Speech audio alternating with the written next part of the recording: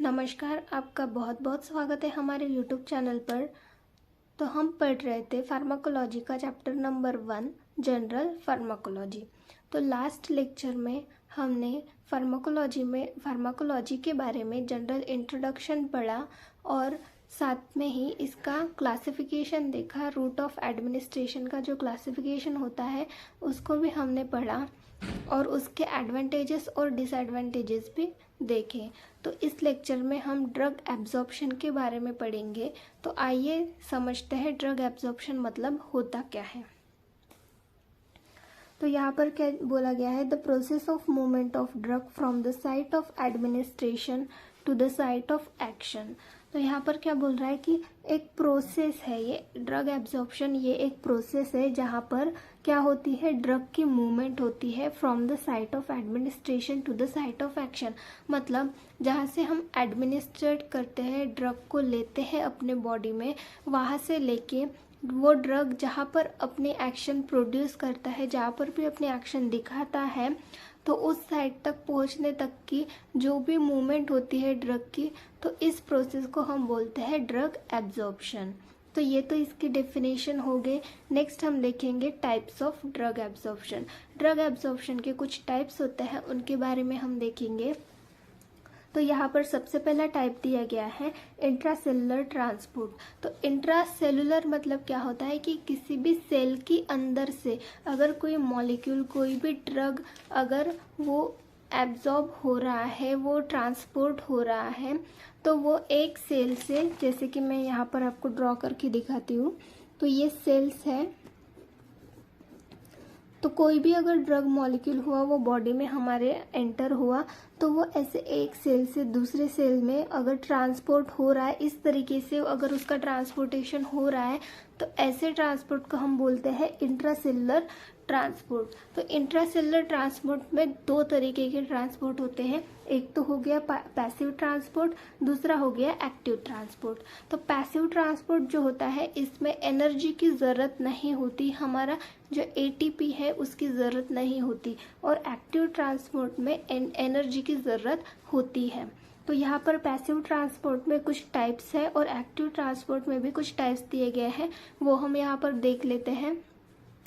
तो यहाँ पर पैसिव ट्रांसपोर्ट में दिए गए हैं passive diffusion, pore transport, ion pair transport, facilitated diffusion. इनके बारे में हम आगे डिटेल में पढ़ेंगे।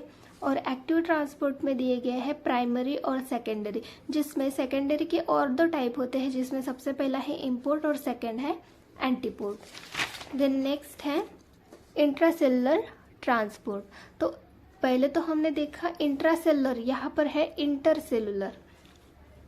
तो इंटरसेलुलर ट्रांसपोर्ट मतलब क्या होता है वो हम देख लेते हैं। तो जैसे कि हमने बोला, इंट्रासेलुलर मतलब होता है कि सेल की अंदर से, और इंटरसेलुलर मतलब होता है जैसे कि ये दो सेल्स हैं, ये ऐसे सेल्स हैं, तो इनके बीच में से अगर ट्रांसपोर्ट हो रहा है, यहाँ से देखिए, अगर यहाँ से या फिर यहाँ से अगर किसी ड्रग का ट्रांसपोर्ट, यहाँ पर दो, अगर यहाँ पर सेल है तो इनके बीच में थोड़ी स्पेस होती है, तो इस स्पेस में से किसी ड्रग का ट्रांसपोर्ट हो रहा है, तो ऐसे ट्रांसपोर्ट को हम बोलते हैं इंटरसेलुलर ट्रांसपोर्ट। तो इंटरसेलुलर ट्रांसपोर्ट में दो टाइप के ट्रांसपोर्ट आते हैं, जिसमें सबसे पहले है transport through intercellular junction of epithelial cells. मतलब एपिथेलियल सेल्स जो होते हैं उनके बीच में से अगर कोई ट्रांसपोर्ट हो रहा है, तो उसको बोलेंगे transport through intercellular junction of epithelial cells. और सेकेंड है परजॉर्प्शन। तो परजॉर्प्शन मतलब क्या होता है वो भी हम आगे पढ़ेंगे। देन नेक्स्ट है एंडोसाइटोसिस। तो एंडोसाइटोसिस में दो टाइप आते हैं, पहला तो आता है पिनोसाइटोसिस एंड नेक्स्ट आता है फैगोसाइटोसिस। तो आइए इनके बारे में अब हम डिटेल में पढ़ते हैं कि ये क्या होता है करके। तो सबसे पहले हम पढ़ेंगे इंट्रासेलुलर ट्रांसपोर्ट के बारे में।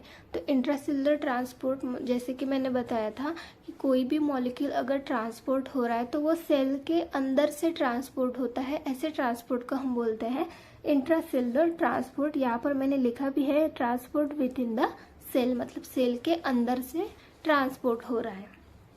तो यहाँ पर हमने देखा था सबसे पहले पैसिव ट्रांसपोर्ट। तो पैसिव ट्रांसपोर्ट मतलब transport of molecules without using energy. तो मॉलिक्यूल्स का ट्रांसपोर्ट होता है पर उसमें कोई एनर्जी की यूज नहीं होती, तो ऐसे ट्रांसपोर्ट को हम बोलते हैं पैसिव ट्रांसपोर्ट। तो पैसिव ट्रांसपोर्ट में सबसे पहले हमने देखा था पैसिव डिफ्यूजन। तो पैसिव डिफ्यूजन में होता क्या है, movement of molecule from high concentration to low concentration.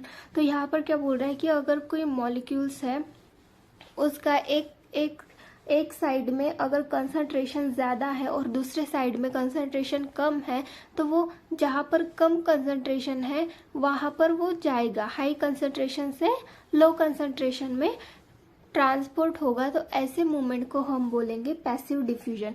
यहाँ पर आप डायग्राम में देख सकते हैं, यहाँ पर आप देखिए इस साइड में हाई कंसंट्रेशन है और इस साइड में लो कंसंट्रेशन है, और ये जो बीच में है ये थीन मेम्ब्रेन है जो कि परमिएबल है, मतलब इस साइड का जो भी फ्लूइड है वो इस साइड में ट्रांसपोर्ट हो सकता है या फिर इस साइड में जा सकता है। तो ये थिन परमिएबल मेम्ब्रेन है। तो यहाँ पर आप देख सकते हैं यहाँ पर कंसंट्रेशन हाई और यहाँ पर लो है, तो यहाँ पर क्या होगा, पैसिव डिफ्यूजन होगा। तो ये क्या होंगे, ये जो यहाँ पे मॉलिक्यूल्स है ये हाई कंसंट्रेशन से इधर लो कंसंट्रेशन में आएंगे और इस तरह से इक्विलिब्रियम में सेट हो जाएंगे। तो इसी प्रोसेस को हम बोलते हैं पैसिव ट्रांसपोर्ट। नेक्स्ट हमारा ट्रांसपोर्ट है पोर ट्रांसपोर्ट। तो पोर ट्रांसपोर्ट मतलब क्या होता है वो हम देखते हैं। तो transfer of molecules through pores called as pore transport. तो पोर्स में से अगर कोई मॉलिक्यूल्स का ट्रांसफर हो रहा है तो ऐसे ट्रांसपोर्ट को हम क्या बोलते हैं, पोर ट्रांसपोर्ट। तो यहाँ पर आप डायग्राम में देख सकते हैं, यहाँ पर ये लेयर है, ये पूरी एक मेम्ब्रेन है और यहाँ पर ये छोटी सी स्पेस है जहाँ से ये मॉलिक्यूल ट्रांसपोर्ट हो रहा है। ये पोर है ये एक, जहाँ से मेम्ब्रेन में एक पोर प्रेजेंट है जहाँ से ये मॉलिक्यूल्स जो है ये ट्रांसपोर्ट हो रहे हैं एक तरफ से दूसरी तरफ। तो ऐसे ट्रांसपोर्ट को हम बोलेंगे पोर ट्रांसपोर्ट। देन नेक्स्ट हमारा ट्रांसपोर्ट है आयन पेयर ट्रांसपोर्ट। तो आयन पेयर ट्रांसपोर्ट मतलब क्या होता है वो हम देख लेते हैं। तो यहाँ पर क्या हो रहा है, आफ्टर डिसोल्यूशन ड्रग और molecule carry charge and then attach with opposite charge molecule and move across the membrane. तो यहाँ पर क्या बोल रहा है कि आफ्टर डिसोल्यूशन ऑफ ड्रग, तो कोई भी अगर ड्रग डिसॉल्व हो रहा है तो डिसॉल्व होने के बाद वो क्या करता है, चार्ज उसके ऊपर आ जाता है, एक तो पॉजिटिव या फिर नेगेटिव चार्ज वो कैरी करता है और कैरी करने के बाद क्या करता है वो अटैच होता है उसके अपोजिट चार्ज से। आपको पता ही होगा, अगर मैग्नेट की हम बात करें तो अगर सेम साइड अगर जो जैसे पॉजिटिव पॉजिटिव है तो हम उसको पास लेके जाए तो एक दूसरे को वो रिपेल करते हैं, खुद से दूर फेंकते हैं, और अगर अपोजिट चार्ज को पास ले जाए तो वो कनेक्ट हो जाते हैं। तो वैसे ही वैसा ही यहाँ पर है। तो अगर कोई चार्ज है डिसोल्यूशन के पास, अगर किसी ड्रग पे चार्ज आ रहा है तो वो अपने अपोजिट चार्ज के दूसरे किसी मॉलिक्यूल से जाके अटैच होता है और मेम्ब्रेन के अक्रॉस जो है वो मूव करता है, मेम्ब्रेन को क्रॉस करता है। जैसे कि आप डायग्राम में देख सकते हैं, ये समझिए कि ये कोई ड्रग है या फिर कोई मॉलिक्यूल है जिसके ऊपर नेगेटिव चार्ज है, डिसोल्यूशन के बाद इसने अपने ऊपर नेगेटिव चार्ज ले लिया है, और ये कोई दूसरा मॉलिक्यूल है, कोई भी मॉलिक्यूल जिसके ऊपर पॉजिटिव चार्ज है। तो ये क्या करेगा, ये इस मॉलिक्यूल से इस तरह से अटैच हो जाएगा और अटैच होने के बाद ये जो मेम्ब्रेन है, ये मेम्ब्रेन से ये डायरेक्ट इस साइड में ट्रांसफर हो जाएगा, इसको क्रॉस कर लेगा और देन क्रॉस करने के बाद ये फिर से अलग अलग हो जाएंगे और ये ड्रग अपनी एक्शन शो करेगा। तो इस तरीके से इसको हम बोलते हैं ion pair transport. Then next है फैसिलिटेड डिफ्यूजन। तो फैसिलिटेड डिफ्यूजन मतलब होता क्या है, तो movement of molecule from high concentration to low concentration through channels. तो यहाँ पर क्या बोल रहा है कि मॉलिक्यूल्स की मूवमेंट हो रही है हाई कंसंट्रेशन से लो कंसंट्रेशन, जैसे हमने सबसे पहले देखा था पैसिव ट्रांसपोर्ट में। तो वहां पर हमने देखा था कि वहाँ पर भी high concentration to low concentration molecules का ट्रांसपोर्ट हो रहा है, पर वहाँ पर मेम्ब्रेन से हो रहा है, एक मेम्ब्रेन थी थिन वाली, उससे ट्रांसपोर्ट हो रहा है। यहाँ पर चैनल्स के थ्रू जो है ट्रांसपोर्ट होता है हाई कंसंट्रेशन से लो कंसंट्रेशन। तो इसके हम बोलते हैं फैसिलिटेटेड डिफ्यूजन। तो यहाँ पर आप देख सकते हैं डायग्राम में, यहाँ पर इस तरफ हाई कंसंट्रेशन है और इस तरफ है लो कंसंट्रेशन। ये यहाँ पर मेम्ब्रेन है और यहाँ पर एक पोर है, एक चैनल है। तो यहाँ से इस तरफ हाई कंसंट्रेशन है, तो यहाँ से ये मॉलिक्यूल्स पूरे लो कंसंट्रेशन की तरफ आ जाएंगे। तो इसी को हम बोलते हैं फैसिलिटेटेड डिफ्यूजन। देन नेक्स्ट हम देखेंगे एक्टिव ट्रांसपोर्ट। हमने पैसिव ट्रांसपोर्ट के सारे टाइप्स देख लिए। नेक्स्ट हमारा टॉपिक है एक्टिव ट्रांसपोर्ट। तो एक्टिव ट्रांसपोर्ट मतलब transport of molecule by using energy. तो एनर्जी के थ्रू अगर किसी मॉलिक्यूल का ट्रांसपोर्ट हो रहा है तो उसको हम बोलेंगे एक्टिव ट्रांसपोर्ट। इसमें भी हमने दो टाइप देखे थे, एक तो प्राइमरी और सेकेंडरी, और सेकेंडरी में भी दो टाइप थे, एंटीपोर्ट और सिम्पोर्ट। तो यहाँ पर सबसे पहले हम देखते हैं प्राइमरी मतलब क्या होता है। तो प्राइमरी मतलब डायरेक्ट एटीपी इज रिक्वायर्ड। तो प्राइमरी में क्या होता है, यहाँ पर हमने बोला था कि एक्टिव ट्रांसपोर्ट मतलब जिसमें एनर्जी की ज़रूरत होती है, और एनर्जी मतलब एटीपी। तो एटीपी की यहाँ पर ज़रूरत होती है। तो प्राइमरी में बोल रहा है कि डायरेक्ट एटीपी इज़ रिक्वायर, मतलब एक एटीपी यहाँ पर डायरेक्टली अगर किसी मॉलिक्यूल को क्रॉस करना होगा तो डायरेक्टली एटीपी लगेगा। Process of transport of only one molecule in one direction is the primary transport. तो प्राइमरी ट्रांसपोर्ट हम किसको बोलेंगे, तो यहाँ पर आप देख सकते हैं डायग्राम में, यहाँ पर एक मॉलिक्यूल है, इसको हमें क्रॉस करना है इस मेम्ब्रेन के इस तरफ। तो यहाँ पर एक एनर्जी की ज़रूरत पड़ेगी अगर हमको इस डायरेक्शन में क्रॉस करना है। तो क्रॉस होने के बाद ये फिर से अगर इस डायरेक्शन में आना चाहता है तो उसके लिए भी अलग से एक एटीपी लगेगा। तो इसीलिए यहाँ पर बोल रहा है कि transfer of only one molecule in one direction, मतलब एक मॉलिक्यूल को ही ट्रांसपोर्ट करने के लिए एटीपी लगेगा। तो इसी को हम बोलेंगे प्राइमरी ट्रांसपोर्ट। देन नेक्स्ट हमारा ट्रांसपोर्ट है सेकेंडरी ट्रांसपोर्ट। सेकेंडरी ट्रांसपोर्ट मतलब क्या होता है वो हम देख लेते हैं।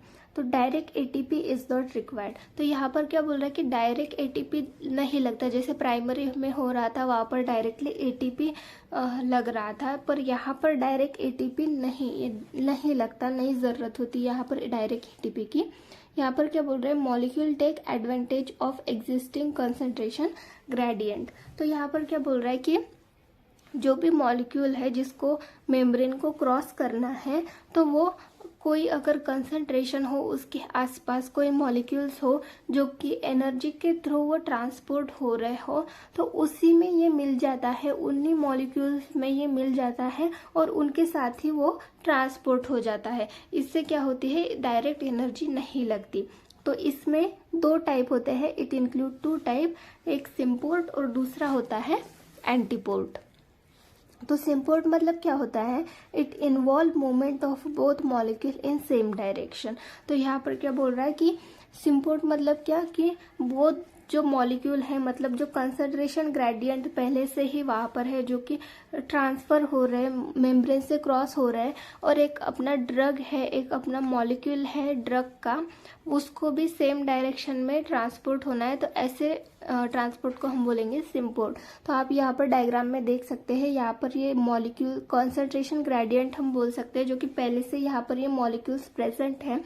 ये जो है ये एनर्जी का यूज़ करके इस साइड में, ये मेम्ब्रेन को क्रॉस करके इस साइड में आ रहे हैं, और ये हमारा ड्रग का मॉलिक्यूल है जो कि इनमें मिक्स होके इनका ही ये जो एनर्जी यूज़ कर रहे हैं, इन्हीं में से ये इनके साथ ही ये इस तरफ मेम्ब्रेन को क्रॉस कर रहा है। तो ऐसे ट्रांसपोर्ट को हम बोलेंगे सिम्पोर्ट। देन नेक्स्ट हम देखेंगे एंटीपोर्ट। तो एंटीपोर्ट मतलब it involve movement of molecule in opposite direction. तो अगर अपोजिट डायरेक्शन में किसी भी मॉलिक्यूल की मूवमेंट करनी हो तो ऐसे मूवमेंट को हम बोलते हैं एंटीपोर्ट। तो आप यहाँ पर देख सकते हैं कि यहाँ पर कंसंट्रेशन ग्रेडियंट है, मतलब यहाँ पर कुछ मॉलिक्यूल्स है जो कि एनर्जी का यूज करके इस तरीके से मेम्ब्रेन को क्रॉस कर रहे हैं, और यहाँ पर ये हमारा ड्रग है जिसको इस तरफ आना है, मतलब ये मॉलिक्यूल्स इस तरफ जा रहे हैं और हमारे ड्रग को अपोजिट डायरेक्शन में आना है, इस तरफ आना है। तो इन्हीं का ये जो एनर्जी यूज कर रहे हैं, तो ये ऐसे ट्रांसपोर्ट इस तरफ हो रहे हैं, उसी टाइम पे ये इस तरफ आ जाएगा। तो ऐसे अगर ट्रांसपोर्ट हो रहा है किसी मॉलिक्यूल का, तो उसको हम बोलेंगे एंटीपोड। तो यहाँ पर हमने एक्टिव ट्रांसपोर्ट के दोनों टाइप देख लिए हैं। नेक्स्ट हम देखेंगे इंटरसेलुलर ट्रांसपोर्ट। तो इंटरसेलुलर ट्रांसपोर्ट मतलब transport of molecule within 2 cells, मतलब ट्रांसपोर्ट बिटवीन सेल्स, मतलब 2 सेल्स में से अगर कोई मॉलिक्यूल ट्रांसपोर्ट हो रहा है तो उसको हम बोलेंगे इंटरसेलुलर ट्रांसपोर्ट। तो यहाँ पर भी 2 टाइप हमने देखे थे। तो पहला है transport through junction of epithelial cell. तो मैंने आपको सबसे पहले डायग्राम निकाल के बताया था, वैसे ही यहाँ पर कुछ है, जैसे कि ये सेल्स की लाइन है और इसके बीच में से ये डार्क लाइन आपको दिख रही होगी। तो इस स्पेस में से अगर किसी मॉलिक्यूल का ट्रांसपोर्ट हो रहा है तो ऐसे ट्रांसपोर्ट का हम बोलेंगे इंटरसेलुलर ट्रांसपोर्ट। और नेक्स्ट यहाँ पर एक है परजॉर्प्शन। तो परजॉर्प्शन मतलब क्या होता है? Transfer of molecule through temporary opening of epithelial cell. तो इपिथेलियल सेल्स में कुछ टेम्पररी ओपनिंग आ जाती है जिसकी वजह से जो मॉलिक्यूल है वो वहां से ट्रांसफर हो जाता है। तो ऐसे ट्रांसफर को हम बोलेंगे परजॉर्प्शन। देन नेक्स्ट हमारा टॉपिक है, नेक्स्ट हमारा टाइप है एंडोसाइटोसिस। तो एंडोसाइटोसिस मतलब क्या होता है वो हम देख लेते हैं। तो process in which substance are brought into the cell. तो यहाँ पर क्या बोल रहा है कि ये ऐसी प्रोसेस होती है जहाँ पर जो सब्सटेंस है या फिर कोई भी ड्रग है वो सेल के अंदर समा जाता है या फिर सेल अपने अंदर उसको समा लेता है, उसको अपने अंदर ले लेता है। इसमें हमने 2 टाइप देखे थे। तो यहाँ पर है पिनोसाइटोसिस एक टाइप हो गया और फैगोसाइटोसिस ये सेकेंड टाइप हो गया। तो पिनोसाइटोसिस मतलब क्या होता है वो हम सबसे पहले यहाँ पर देख लेते हैं। तो पिनोसाइटोसिस मतलब injection of fluid into the cell. तो यहाँ पर आप डायग्राम में देख सकते हैं, यहाँ पर ये फ्लूइड है जो कि सेल कुछ इस तरीके से अपने अंदर ले रहा है उसको, और इस तरीके से लेके फिर ये मॉलिक्यूल अंदर एंटर हो रहा है सेल के। तो इस प्रोसेस को हम बोलते हैं पिनोसाइट, अगर वो फ्लूइड को इंजेस्ट कर रहा हो तो। और फैगोसाइट में injection of solid material in the cell. तो यहाँ पर पिनोसाइटोसिस में हमने देखा था यहाँ पर ये फ्लूइड ले रहा है। तो इसी तरीके से फैगोसाइटोसिस होता है जिसमें सॉलिड मटेरियल लिया जाता है, जैसे कि बैक्टीरियाज हो गए हमारे बॉडी में। फैगोसाइटिक कुछ सेल्स होते हैं जो कि हमारी बॉडी में अगर कोई बैक्टीरिया रहा तो उनका फैगोसाइटोसिस करते हैं, उनका इंजेक्शन करते हैं इस तरीके से। तो यही फैगोसाइटोसिस होता है। तो यहाँ पर हमने ये ड्रग एब्जॉर्प्शन के सारे टाइप्स देख लिए। नेक्स्ट हम देखेंगे फैक्टर्स अफेक्टिंग ड्रग एब्जॉर्प्शन। तो ड्रग एब्जॉर्ब होता है हमारी बॉडी में, तो उसमें कुछ फैक्टर्स अफेक्ट होते हैं। एब्जॉर्प्शन पे कुछ अफेक्ट होते हैं, कुछ फैक्टर्स होते हैं जिसकी वजह से एब्जॉर्प्शन अफेक्ट हो जाता है। तो ऐसे फैक्टर्स के बारे में हम यहाँ पर पढ़ेंगे। तो सबसे पहला फैक्टर है फिजिकल स्टेट ऑफ ड्रग। तो किसी भी ड्रग की फिजिकल स्टेट मतलब क्या आता है? फिजिकल स्टेट पे किसी भी ड्रग की फिजिकल स्टेट मतलब या फिर वो सॉलिड हो सकता है या फिर लिक्विड हो सकता है या फिर गैसियस स्टेट में हो सकता है। तो ये इसकी फिजिकल स्टेट हो गई किसी भी ड्रग की। तो यहाँ पर क्या बोल रहा है कि liquid medication are easily and quickly absorb than the solid medicaments. तो कोई भी अगर लिक्विड मेडिकामेंट्स है, लिक्विड ड्रग्स है, जैसे कि सिरप हो गया, वो इजीली और क्विकली एब्जॉर्ब हो जाते हैं सॉलिड मेडिकामेंट से ज़्यादा।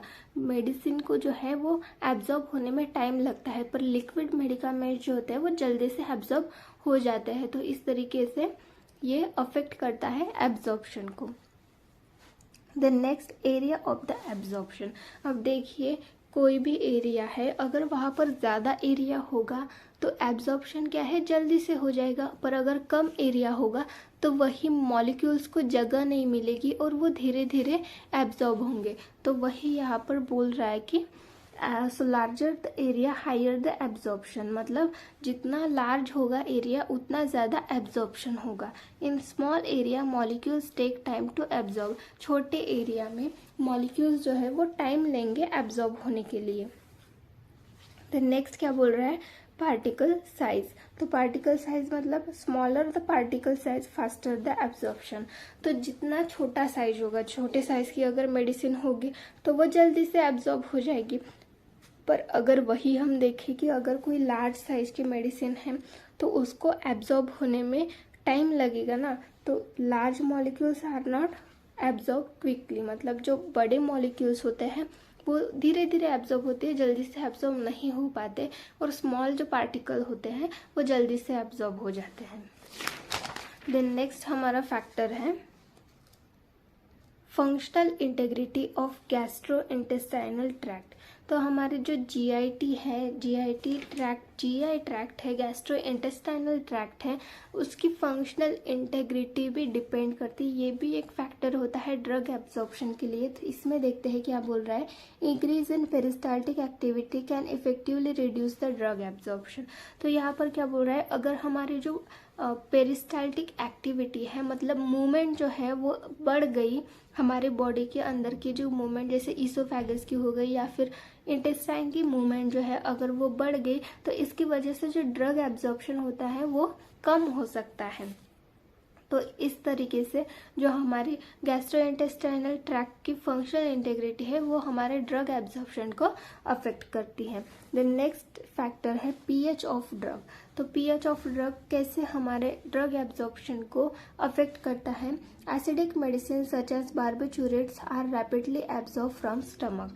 तो आप देख सकते हैं जैसे एसिडिक मेडिसिन हो गए तो हमारे स्टमक का जो पीएच होता है वो एसिडिक होता है।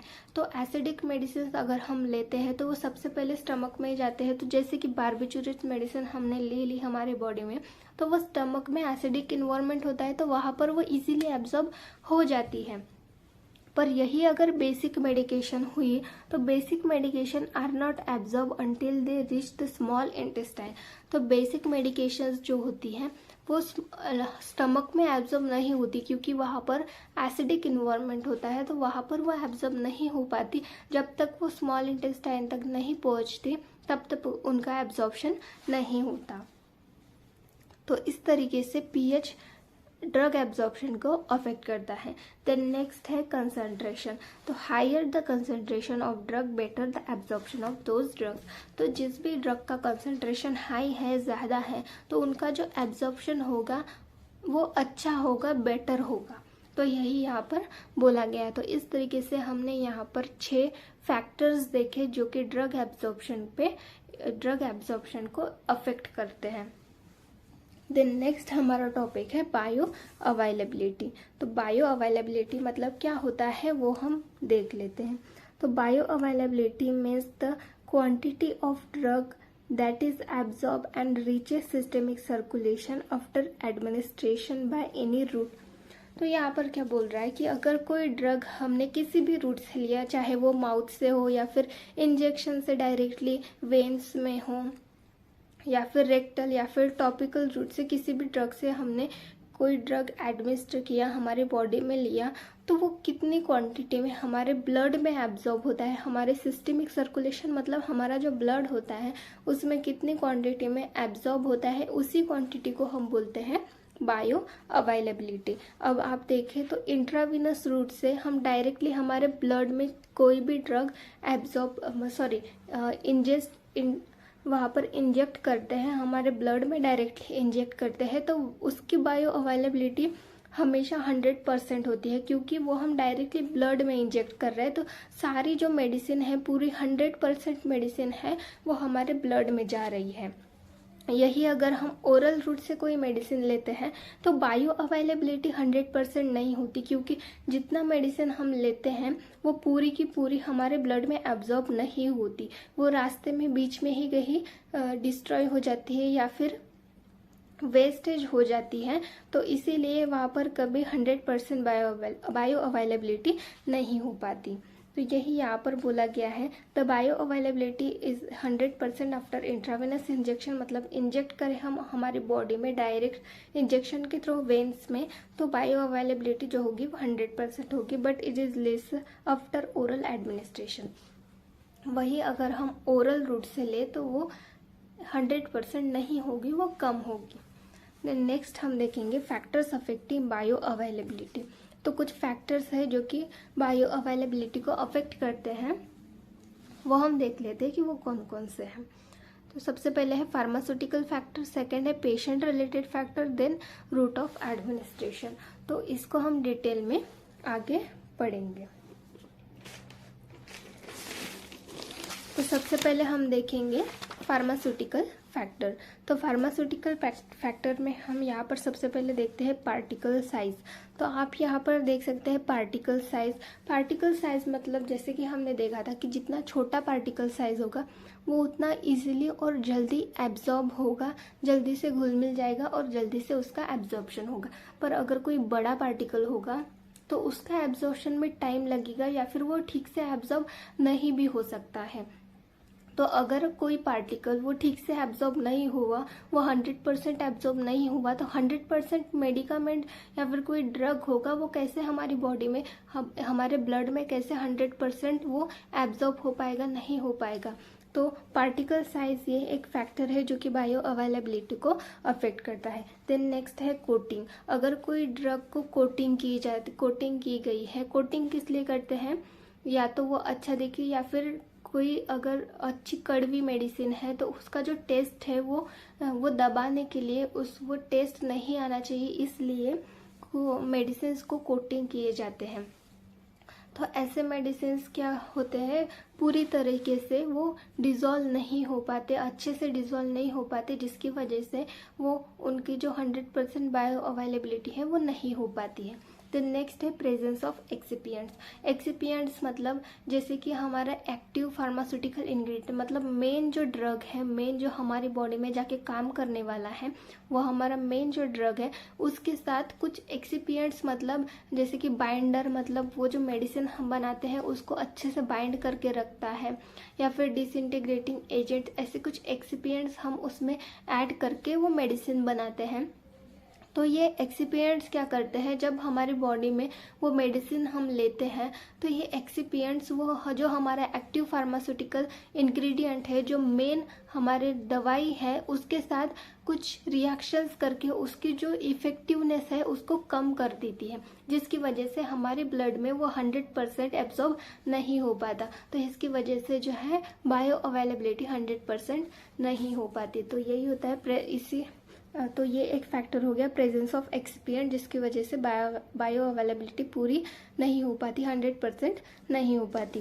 देन नेक्स्ट है पेशेंट रिलेटेड फैक्टर। तो पेशेंट रिलेटेड कुछ फैक्टर्स होते हैं जो कि बायो अवेलेबिलिटी को अफेक्ट करते हैं। तो यहाँ पर सबसे पहले दिया गया है इंटेस्टाइनल मोटिलिटी। तो इंटेस्टाइनल मोटिलिटी जैसे कि हमने पहले देखा कि अगर इंटेस्टाइनल मोटिलिटी मतलब इंटेस्टाइन अगर उसकी मूवमेंट इंक्रीज हो जाए, मोटिलिटी मतलब उसकी जो मूवमेंट है अगर वो इंक्रीज हो जाए तो उसकी वजह से ड्रग का जो एब्जॉर्प्शन है वो कम हो सकता है, इसलिए उसकी वजह से जो पूरी तरीके से ड्रग हमारी बॉडी में एब्जॉर्ब ही नहीं होगा, तो वो हमारे ब्लड में 100% कैसे एब्जॉर्ब होगा। तो ये एक फैक्टर हो गया जो कि बायो अवेलेबिलिटी को अफेक्ट करता है। देन नेक्स्ट है फर्स्ट पास मेटाबॉलिज्म। तो अगर कोई मेडिसिन, मोस्टली ओरल रूट से लिए जाने वाले मेडिसिन जो है वो फर्स्ट पास मेटाबॉलिज्म में एंटर होते हैं, तो ये एक प्रोसेस, बहुत लंबी प्रोसेस होती है। तो ये प्रोसेस होते होते जो ड्रग का जो कंसंट्रेशन है वो 100% नहीं रहता, कुछ रास्ते में ही वो कुछ ड्रग जो है कुछ अमाउंट में डिस्ट्रॉय हो जाता है। तो इसकी वजह से 100% जो मेडिसिन है वो हमारे ब्लड में एब्जॉर्ब नहीं हो पाती। तो ये एक फैक्टर हो गया जो कि बायो अवेलेबिलिटी को अफेक्ट करता है। देन नेक्स्ट फैक्टर है variation in pH of GI fluid. अगर जीआई फ्लूइड मतलब जैसे कि गैस्ट्रिक जूस हो गया, उसका पीएच होता है एसिडिक, और ऐसी कंडीशन में अगर कोई मेडिसिन हम ले और वो एसिडिक सबसे पहले हमारे स्टमक में ही जाएगी ना, अगर हम ओरल रूट से ले रहे हैं तो सबसे पहले वो हमारे स्टमक में ही जाएगी, और हमारे स्टमक का पीएच उसमें कुछ गड़बड़ है या फिर पीएच बढ़ा हुआ है, तो उसकी वजह से क्या होगा, जो हमारी मेडिसिन है वो डिस्ट्रॉय भी हो सकती है, जिसकी वजह से वो इनइफेक्टिव हो सकती है। तो इसकी वजह से उसकी बायो अवेलेबिलिटी भी चेंज हो सकती है। तो ये एक फैक्टर हो गया। देन नेक्स्ट है डिसीज स्टेट। तो डिसीज स्टेट में कोई भी अगर डिसीज स्टेट है तो उसमें कोई भी ड्रग, जैसे कि अगर किसी ड्रग का एब्जॉर्प्शन ठीक से नहीं हो रहा या फिर इफेक्ट नहीं दिखा पा रहा, तो इस वजह से जो बायो अवेलेबिलिटी है वो 100% हो ही नहीं सकती। तो ये एक फैक्टर हो गया जो कि बायो अवेलेबिलिटी को अफेक्ट करता है। देन नेक्स्ट है इंटरेक्शन विद फूड। तो अगर कोई ड्रग हमने लिया है और वो फूड के साथ इंटरेक्ट हो गया है तो इस कंडीशन में भी बायो अवेलेबिलिटी 100% नहीं हो पाएगी। तो ये हो गए patient related factors. Then next हम देखेंगे रूट ऑफ एडमिनिस्ट्रेशन। तो रूट ऑफ एडमिनिस्ट्रेशन कैसे अफेक्ट करेंगे बायो अवेलेबिलिटी को, वो हम यहाँ पर देख लेते हैं। तो सबसे पहले है पेरेंट्रल एडमिनिस्ट्रेशन। तो पेरेंट्रल एडमिनिस्ट्रेशन मतलब हम डायरेक्टली इंजेक्ट करते हैं हमारी बॉडी में जो भी ड्रग है या फिर मेडिकामेंट है वो डायरेक्टली इंजेक्ट करते हैं। तो अगर हम इंट्राविनस रूट से ले तो इंट्राविनस रूट में हम क्या करते हैं, हमारा जो ड्रग है वो डायरेक्टली हमारे ब्लड में उसको एडमिनिस्टर्ड करते हैं, डायरेक्टली ब्लड में इंजेक्ट करते हैं। तो जिसकी वजह से जो पूरा ड्रग होता है वो हमारे ब्लड में चला जाता है, तो उसकी जो बायो अवेलेबिलिटी होती है वो 100% होती है। तो ये हो गया पेरेंट्रल रूट। देन नेक्स्ट है ओरल एडमिनिस्ट्रेशन। तो ओरल एडमिनिस्ट्रेशन से अगर कोई हम ड्रग लेते हैं तो वो एक तो फर्स्ट पास मेटाबॉलिज्म में चला जाता है, तो उसमें अगर गया तो कुछ अमाउंट में जो ड्रग है वो डिस्ट्रॉय हो जाता है, क्योंकि ये बहुत ही ज़्यादा लंबी प्रोसेस होती है और इसमें टाइम भी लगता है। साथ ही साथ अगर जीआई मोटिलिटी अगर ज़्यादा हो गई हो, उसकी मूवमेंट इंक्रीज हो गई हो, तो ड्रग का एब्जॉर्प्शन कम हो सकता है, या फिर हमारे जीआई के जूस है, जीआई जो गैस्ट्रिक जूस होता है वो अगर उसका जो पीएच है वो बढ़ गया हो या फिर कम हो गया हो, इसकी वजह से भी मेडिसिन पे इफ़ेक्ट पड़ सकते हैं। तो इस वजह से बायो अवेलेबिलिटी पे इफ़ेक्ट पड़ता है। तो ओरल एडमिनिस्ट्रेशन से कभी भी बायो अवेलेबिलिटी 100% नहीं होती है। फिर नेक्स्ट है रेक्टल एडमिनिस्ट्रेशन। तो रेक्टल एडमिनिस्ट्रेशन से हम कोई मेडिसिन लेते हैं तो उसकी 100% तो नहीं होती, पर 90% तक जो बायो अवेलेबिलिटी होती है रेक्टल एडमिनिस्ट्रेशन अगर हम करें तो, मतलब बेटर बायो अवेलेबिलिटी होती है अगर हम रेक्टल एडमिनिस्ट्रेशन से करें तो। देन नेक्स्ट है टॉपिकल एडमिनिस्ट्रेशन। टॉपिकल एडमिनिस्ट्रेशन मतलब जो मेडिसिन है वो हम हमारे म्यूकस मेम्ब्रेन पे लगाते हैं। तो यहाँ पर भी जो बायो अवेलेबिलिटी है वो अच्छी होती है, 100% नहीं होती पर बहुत कम भी नहीं होती। जो ड्रग है वो अच्छे से हमारे ब्लड में एब्जॉर्ब हो जाता है। कुछ टॉपिकल रूट होते हैं जहाँ पर वो एक स्पेसिफिक साइट पे ही वो अपना इफेक्ट दिखाते हैं, इसमें वो सिस्टमिक रूट में, सिस्टमिक सर्कुलेशन में एंटर नहीं होते, पर कुछ जो है वो अगर सिस्टमिक सर्कुलेशन में एंटर होते हैं तो वो अच्छी बायो अवेलेबिलिटी दिखाते हैं। तो ये हो गए रूट ऑफ एडमिनिस्ट्रेशन। तो ये हमने देख लिए फैक्टर्स को जो कि बायो अवेलेबिलिटी को अफेक्ट करते हैं। तो आज के लेक्चर में बस इतना ही।